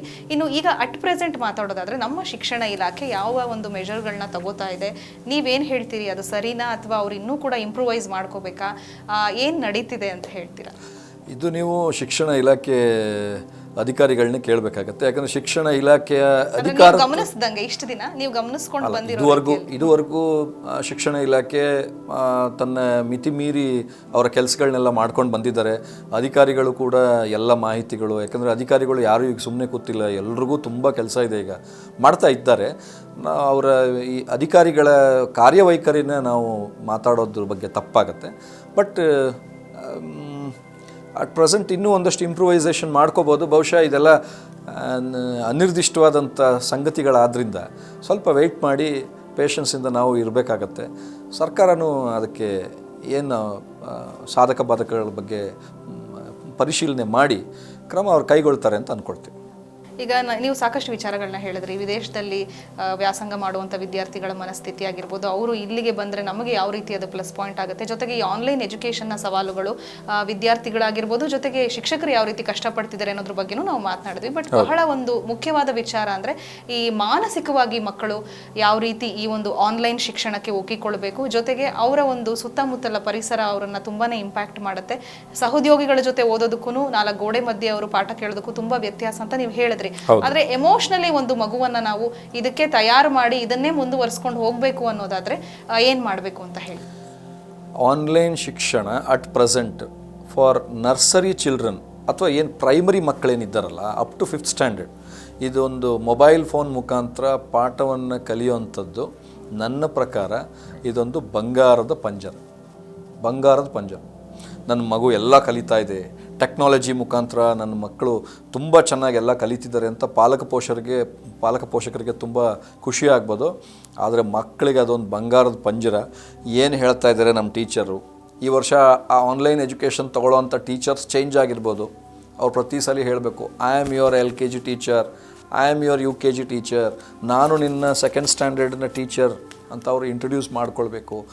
ಇವರ ಮತ್ತು ಆ 1-to-1 ಕಾಂಟ್ಯಾಕ್ಟ್ ಇಂಟ್ರ್ಯಾಕ್ಷನ್ಸ್ ಏನೂ ಇರೋದಿಲ್ವಲ್ಲ, ಆವಾಗ ಮಕ್ಕಳಿಗೆ ಒಂಥರ ಇಟ್ ಬಿಕಮ್ಸ್ ಮೊನಾಟನಸ್ ಆಗೋಗುತ್ತೆ. ಹೌದಾ, ಇದು ಬರಬೇಕಾ, ಮಾಡಬೇಕಾ. ಮತ್ತು ಈ ಬೆಳವಣಿಗೆ ಕೂಡ ಮಕ್ಕಳಲ್ಲಿ ಸ್ವಲ್ಪ ಕಮ್ಮಿ ಆಗ್ಬೋದು. ಬಟ್ ನನ್ನ ಪ್ರಕಾರ ಹೈಸ್ಕೂಲಿಂದ ಆನ್ಲೈನ್ ಶಿಕ್ಷಣ ಇಟ್ ಡೆಫಿನೆಟ್ಲಿ ಹೆಲ್ಪ್ಸ್. ಯಾಕಂದರೆ ಅವರು ಆಲ್ರೆಡಿ ಕಾನ್ಸೆಪ್ಟ್ ಆಫ್ ಎಜುಕೇಷನ್ ಅನ್ನೋದು ಏನಿದೆಯಲ್ಲ ಅದು ಆಲ್ರೆಡಿ ಅವ್ರಿಗೆ ಗೊತ್ತಿರುತ್ತೆ. ಅದು ಗೊತ್ತಿರೋದ್ರಿಂದ ನಾಟ್ ಎ ಪ್ರಾಬ್ಲಮ್. ಅದರಲ್ಲೂ ಹೈಯರ್ ಎಜುಕೇಷನ್ ಸೆಕ್ಟರ್ಗಂತೂ ತುಂಬ ಅನುಕೂಲ ಆಗ್ತಾಯಿದೆ ಇದು. ನಾಳೆ ದಿವಸ ಮುಂದಕ್ಕೆ ಈ ಹೈಯರ್ ಎಜುಕೇಷನ್ ಸೆಕ್ಟರ್ನಲ್ಲಿ ಆನ್ಲೈನ್ ಶಿಕ್ಷಣನೇ ವ್ಯವಸ್ಥೆ ಮಾಡುವಾಗ, ಈಗ ಮೊನ್ನೆ ನಮ್ಮ ಏನು ಕುಲಪತಿಗಳೆಲ್ಲ ಹೇಳ್ತಾಯಿದ್ರು, ಆನ್ಲೈನ್ ಇವಾಗ ಮಾಡ್ತೀವಿ, ಏನು ಆನ್ಲೈನ್ ಎಜುಕೇಷನ್ನು ಫಾರಿನ್ ಕಂಟ್ರೀಸಲ್ಲೆಲ್ಲ ಆನ್ಲೈನ್ ಎಜುಕೇಷನ್ಸ್ ಇದೆ. ಅದೇ ಥರನೇ ಆನ್ಲೈನ್ ಟೀಚಿಂಗ್, ಆನ್ಲೈನ್ ಎಕ್ಸಾಮಿನೇಷನ್ಸ್ ಎಲ್ಲನೂ ಮಾಡ್ತೀವಿ. First we will start with online examination. ಈಗ ಆಲ್ರೆಡಿ ಆನ್ಲೈನ್ ಎವ್ಯಾಲ್ಯೂಯೇಷನ್ನ ತಂದಿಟ್ಟಿದ್ದಾರೆ ಸಾಕಷ್ಟು ಯೂನಿವರ್ಸಿಟಿಗಳು. ನಮ್ಮ ಬೆಂಗಳೂರು ಯೂನಿವರ್ಸಿಟಿ ಇರ್ಬೋದು, ಬೇರೆ ಯೂನಿವರ್ಸಿಟಿಗಳಲ್ಲಿ ಆನ್ಲೈನ್ ಎವ್ಯಾಲ್ಯೂಯೇಷನ್ಸ್ ಆಲ್ರೆಡಿ ತಂದಿದ್ದಾರೆ. ಇದೇ ರೀತಿ ಆನ್ಲೈನ್ ಎಕ್ಸಾಮಿನೇಷನ್ಸನ್ನು ಮಾಡೋ ರೀತಿ ವ್ಯವಸ್ಥೆ ಮಾಡ್ಕೊಳ್ತೀವಿ ಅಂತ ಹೇಳ್ತಾ ಇದ್ದಾರೆ. ಅದೇ ರೀತಿ ನನ್ನ ಪ್ರಕಾರ ಆನ್ಲೈನ್ ಕೋಚಿಂಗ್ ಸೆಂಟರ್ಸ್ ಮತ್ತು ಆನ್ಲೈನ್ ಕಾಲೇಜಸ್ಸನ್ನು definitely they can open. So and so XYZ online college ಅಂತಲೇ ಮಾಡಲಿ. ಅಂಥ ಸಂದರ್ಭದಲ್ಲಿ ಸಾಕಷ್ಟು ಜನ ವಿದ್ಯಾರ್ಥಿಗಳಿಗೆ ಅಕ್ರಾಸ್ ದಿ ನೇಷನ್ ಅವರಿಗೆ ಹೆಲ್ಪ್ ಆಗುತ್ತೆ. ಈಗ ಕಾಲೇಜ್ಗಳಿಗೆ ಹೋಗೋಕ್ಕಾಗಲ್ಲ, ಅಟೆಂಡೆನ್ಸನ್ನು ಲೆಕ್ಕಿಸಬೇಕಾಗತ್ತೆ. ನೋಡಿ, ಇಂಥ ಕೋವಿಡ್ ಟೈಮಲ್ಲಿ 75% ಅಟೆಂಡೆನ್ಸು ಇರಲೇಬೇಕಂತ ಹೇಳಿ it is left the discretion of the principal ಅಂತ ಗೆಜೆಟ್ ನೋಟಿಫಿಕೇಷನ್ ಇದೆ. 75% ಅಟೆಂಡೆನ್ಸು ಈ ಅಕಾಡೆಮಿಕ್ ಇಯರ್ನಲ್ಲಿ ನೀವು ಹೆಂಗೆ ಕಂಡುಹಿಡಿತೀರಿ? ಈಗ ಯೂನಿವರ್ಸಿಟಿಯವ್ರು ಕೇಳ್ತಾರೆ, ಇಂಥದ್ರಲ್ಲೇ ನೀವು ಅಟೆಂಡೆನ್ಸ್ ಮಾರ್ಕ್ ಮಾಡಿ ಕಳಿಸಿ, ಅಂಥದ್ರಲ್ಲಿ ಅಟೆಂಡೆನ್ಸ್ ಮಾರ್ಕ್ ಮಾಡಿ ಕಳಿಸಿ ಅಂತ. ಅಂಥದ್ರಲ್ಲೇ ಅಂಥ ಆ್ಯಪನ್ನೇ ಯೂಸ್ ಮಾಡೋಕ್ಕೆ ಪ್ರಾವಿಷನ್ಸ್ ಎಲ್ಲಿದೆ? ಈಗ ಯೂನಿವರ್ಸಿಟಿಗಳು ಕೇಳ್ತಾರೆ, ಝೂಮ್ ಆ್ಯಪ್ನಲ್ಲಿ ನೀವು ಅಟೆಂಡೆನ್ಸನ್ನು ಮಾರ್ಕ್ ಮಾಡಿ ಕಳಿಸಿ ಅಂತ. ಅದರಲ್ಲಿ ಎನ್ಕ್ರಿಪ್ಷನ್ ಇಲ್ಲ. ಸ್ಟೂಡೆಂಟ್ಸು ಸುಮ್ಮನೆ ಹೀಗೆ ಕೂತು ತಲೆ ಅಲ್ಲಾಡಿಸ್ತಾ ಇರೋವಂಥ ಫೋಟೋಗ್ರಾಫ್ ಹಾಕಿದ್ರೂ ಕೂಡ ಅದರಲ್ಲಿ ಅಟೆಂಡೆನ್ಸ್ ಮಾರ್ಕ್ ಮಾಡಿ ಕಳಿಸ್ಲಿಕ್ಕಾಗತ್ತಾ? ಅದನ್ನು ಯೂನಿವರ್ಸಿಟಿ ಕಳ್ಸೋಕ್ಕಾಗಲ್ಲ. ಇದೇ on the other hand ministry of home affairs ಏನು ಹೇಳುತ್ತೆ? ಝೂಮ್ ಆ್ಯಪನ್ನು ಬಳಕೆ ಮಾಡಬೇಡಿ ಅಂತಾರೆ. ಅಟೆಂಡೆನ್ಸ್ ಯಾವ ಥರ ಕೊಡೋದು? ಅಟೆಂಡೆನ್ಸನ್ನೇ ಪ್ರಯಾರಿಟಿಯಾಗಿ ಇಟ್ಕೊಳ್ಳೋದಾದರೆ ಖಂಡಿತ ಈ ಅಕಾಡೆಮಿಕ್ ಇಯರು ಆ ಗೆಜೆಟ್ ನೋಟಿಫಿಕೇಷನ್ ಪ್ರಕಾರ ತೊಗೊಳಕ್ಕಾಗಲ್ಲ. So attendance cannot be made compulsory for this academic year or even next academic year. If at all ಇದು ಕಂಟಿನ್ಯೂ ಆಗೋದಾದರೆ ಇಲ್ಲ, ಇದೊಂದು ಅಕಾಡೆಮಿಕ್ ಇಯರ್ ಅಟೆಂಡೆನ್ಸನ್ನು ಅವ್ರು ತೊಗೊಳಕ್ಕಾಗಲ್ಲ. ಇದ್ರ ಮಧ್ಯೆ ಯೂನಿವರ್ಸಿಟಿಗಳಲ್ಲಿ ಇಷ್ಟಿಷ್ಟೇ ನಿರ್ದಿಷ್ಟವಾದಂಥ ನಂಬರ್ ಆಫ್ ಸ್ಕ್ವೇರ್ ಫೀಟ್ ಜಾಗ ಇರಬೇಕು, ಇಷ್ಟಿಷ್ಟೇ ನಿರ್ದಿಷ್ಟವಾದಂಥ ಎಕರೆಗಟ್ಟಲೆ ಜಾಗ ಇರಬೇಕು, ಇಂಥ ಕಡೆನೇ ಸ್ಟೇಡಿಯಂ ಥರ ಮಾಡಬೇಕು, ಇಂಥ ಕಡೆ ಸ್ಪೋರ್ಟ್ಸ್ ಗ್ರೌಂಡ್ ಮಾಡಿ, ಇವೆಲ್ಲ ಬಿಡಿ. ಇನ್ನು ಮುಂದಕ್ಕಾದ್ರೂ ಆನ್ಲೈನ್ ಶಿಕ್ಷಣ ವ್ಯವಸ್ಥೆ ಎಲ್ಲ ಬಂದ ಮೇಲೆ ಅಂಥ ಆನ್ಲೈನ್ ಕಾಲೇಜಸ್ ಎಲ್ಲ ಮಾಡೋಕ್ಕೆ ಶುರು ಮಾಡಿದ್ರೆ ಸಾಕಷ್ಟು ಜನ ವಿದ್ಯಾರ್ಥಿಗಳಿಗೆ ಇವತ್ತಿನ ದಿವಸ ನಾನು ಆಗಲೇ ಹೇಳ್ದಂಗೆ ಕಾಲೇಜ್ಗಳಿಗೆ ಬರೋಕ್ಕಾಗಲ್ಲ. ಎಲ್ಲರ ಮನೆಗಳಲ್ಲೂ ಕೆಲವು ಪ್ರಾಬ್ಲಮ್ಸ್ ಇರ್ತದೆ. ಅಟ್ಲೀಸ್ಟ್ ಒಂದು 40% ಮನೆಗಳಲ್ಲಿ ದುಡಿಬೇಕಾಗತ್ತೆ ಮಕ್ಕಳು. ಅಂಥ ಮಕ್ಕಳಿಗೆ ಆನ್ಲೈನ್ ಕಾಲೇಜಸ್ ಮುಖಾಂತರ ಆನ್ಲೈನ್ ಎಜುಕೇಷನ್ಸ್ ಕಲ್ಪಿಸ್ಕೊಡೋದಾದರೆ ಕೆಲಸಕ್ಕೂ ಹೋಗಿ ಬಂದು ರಾತ್ರಿ ಹೊತ್ತು ಆ ಕ್ಲಾಸಸ್ಸನ್ನು ನೋಡ್ಕೊಳ್ಬೋದು, ಎಕ್ಸಾಮ್ಸನ್ನು ತೊಗೊಳ್ಬೋದು, ಆನ್ಲೈನ್ ಶಿಕ್ಷಣನೂ ಮುಗಿಯುತ್ತೆ, ಅವ್ರಿಗೆ ಡಿಗ್ರಿನೂ ಆಗುತ್ತೆ. ಸೊ ದ್ಯಾಟ್ ಇವ್ರು ಇದನ್ನು ಡೆವಲಪ್ ಮಾಡ್ತಾ ಹೋದರೆ entire nation will be educated nation. ನಮ್ಮ ಅನಕ್ಷರತೆ ಹೊಟ್ಟೋಗುತ್ತೆ. Literacy rate not only in one state, ಆ ಸ್ಟೇಟು ಈ ಸ್ಟೇಟು ಅಂತಲ್ಲ, ಎಂಟೈರ್ ಕಂಟ್ರಿ ಲಿಟ್ರಸಿ ರೇಟ್ ಜಾಸ್ತಿ ಆಗುತ್ತೆ. ಅವಾಗ we are proud, we are highly literate country in this world ಅಂತ ನಾವು ಹೇಳ್ಕೊಳ್ಳಿಕ್ಕೆ ಒಂದು ಹೆಮ್ಮೆ ಆಗುತ್ತೆ. ಈಗೇನು ಮಾನ್ಯ ಪ್ರಧಾನಮಂತ್ರಿಗಳು ಡಿಜಿಟಲ್ ಇಂಡಿಯಾ ಅಂತ ಏನು ಹೇಳ್ತಿದ್ದಾರೆ, ಇದನ್ನೊಂದು ದಯವಿಟ್ಟು ತಗೊಳ್ಬೇಕು. ಈಗ ಬೆಂಗಳೂರು ಮಹಾನಗರಗಳಲ್ಲಿ ಎಕರೆಗಟ್ಟಲೆ ಜಾಗ ಎಲ್ಲರಿಗೂ, ಎಲ್ಲ ಶಿಕ್ಷಣ ಸಂಸ್ಥೆಗಳಿಗೂ ಎಲ್ಲಿದೆ? ಈಗ ನಾನು ರೀಸೆಂಟಾಗಿ ಕೆಲವೊಂದು ವಿದೇಶಗಳಿಗೆಲ್ಲ ಹೋಗಿದ್ದಾಗ ಎಷ್ಟೋ ಕಡೆ ನೋಡಿದ್ದೀನಿ, ಮೆಡಿಕಲ್ ಕಾಲೇಜಸ್ ಇರ್ಬೋದು, ಎಂಜಿನಿಯರಿಂಗ್ ಟೆಕ್ನಾಲಜಿ ಕಾಲೇಜಸ್ ಇರ್ಬೋದು, ಅಲ್ಲಿ ಎಷ್ಟು ಪ್ರಾವಿಷನ್ಸ್ ಅವಶ್ಯಕತೆ ಇದೆಯೋ ಅಷ್ಟು ಅವಶ್ಯಕತೆ ಇರೋವಂಥ ಬಿಲ್ಡಿಂಗ್ಸು ಅಂಥದ್ರಲ್ಲೇ ಶಿಕ್ಷಣ ಸಂಸ್ಥೆಗಳು ನಡೀತಾ ಇದೆ. ಅಲ್ಲಿ ಕೊಡ್ತಾ ಇರೋವಂಥ ಎಜುಕೇಷನ್ಸು ಎಷ್ಟೋ ಎಕರೆಗಟ್ಟಲೆ ಇರೋವಂಥ ಕಾಲೇಜ್ಗಳಲ್ಲಿ, ಎಕರೆಗಟ್ಟಲೆ ಇರೋವಂಥ ಸ್ಕೂಲ್ಗಳಲ್ಲಿ ಸಿಗ್ತಾನೆ ಇಲ್ಲ ಆ ಮಕ್ಕಳಿಗೆ.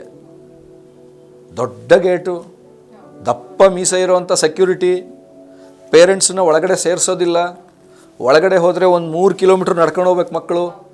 ಅಂಥ ಶಿಕ್ಷಣ ಸಂಸ್ಥೆಗಳನ್ನ ನೋಡಿದ ತಕ್ಷಣ ನಮ್ಮ ಪಾಲಕ ಪೋಷಕರಿಗೆ ಖುಷಿ ಆಗ್ಬಿಡುತ್ತೆ, ಸಾಲನಾರ ಮಾಡಿ ಆ ಫೀಸ್ ಕಟ್ಟಕ್ಕೆ ರೆಡಿ. ಸೊ ಮೇಡಮ್, ರೋಡಲ್ಲಿ ಫುಟ್ಪಾತ್ ಮೇಲೆ ಕೆಲವು ಪೇರೆಂಟ್ಸು ಮಲ್ಕೊಂಡಿದ್ದು ನಾಳೆ ದಿವಸ ಅಪ್ಲಿಕೇಶನ್ ಕೊಡ್ತಾರೆ ಅಂದರೆ ರಾತ್ರಿ ಬಂದು ಮಲಗಿರ್ತಾರೆ. ಯಾಕಂತ ಪರಿಸ್ಥಿತಿ? ಅಂಥ ಪರಿಸ್ಥಿತಿಗಳಿದೆಯಲ್ಲ, this is the right time ಪೇರೆಂಟ್ಸ್ಗೆ ಅಂಥ ಪರಿಸ್ಥಿತಿಗಳೆಲ್ಲ ಅವಾಯ್ಡ್ ಆಗುತ್ತೆ. ಇವತ್ತಿನ ದಿವಸ ಹೆವಿ ಅಮೌಂಟ್ ಚಾರ್ಜ್ ಮಾಡುವಂಥ ಶಿಕ್ಷಣ ಸಂಸ್ಥೆಗಳಿಗೆಲ್ಲ ಅಫ್ಕೋರ್ಸ್ ಇದೊಂದು ಕಡಿವಾಣನೂ ಹೌದು, ಇದು ಒಳ್ಳೇದಾಗತ್ತೆ. ಮತ್ತು ದೊಡ್ಡ ದೊಡ್ಡ ಕೆಲವು ಕಾಲೇಜಸ್ಸಲ್ಲಿ, ಇಂಥ ಕಾಲೇಜಲ್ಲಿ ನನಗೆ ಸೀಟ್ ಸಿಕ್ಕಿಲ್ಲ ಅಂತಂದರೆ ಎಷ್ಟೋ ಮಕ್ಕಳು ಪ್ರಾಣನೇ ಕಳ್ಕೊಳ್ಳೋ ಅಂಥ ಮಕ್ಕಳಿದ್ದಾರೆ, ಸೂಸೈಡ್ ಮಾಡ್ಕೊಳ್ತಾನೆ, ಆ ಕಾಲೇಜಲ್ಲೇ ಓದಬೇಕಿತ್ತು. ಇವತ್ತಿನ ದಿವಸ ಒಂದು ಶಿಕ್ಷಣ ಸಂಸ್ಥೆಗಳಲ್ಲಿ ಇಂತಿಂಥ ಶಿಕ್ಷಣ ವ್ಯವಸ್ಥೆ ಮುಖಾಂತರ ನಮ್ಮ ಸರ್ಕಾರದಿಂದ ಇಂತಿಂಥದ್ದೇ ಶಿಕ್ಷಣ ಆಗಬೇಕು ಅಂತ ಅಂದಾಗ ಎಲ್ಲಿ quality of teaching in online ಚೆನ್ನಾಗಿರುತ್ತೋ ಅಂಥದ್ದಕ್ಕೆ they try to subscribe it ಮಾಡ್ತಾರೆ ಮಕ್ಕಳು. ಅದು ಮಾಡೋದ್ರಿಂದ ತುಂಬ ಅನುಕೂಲ ಆಗುತ್ತೆ.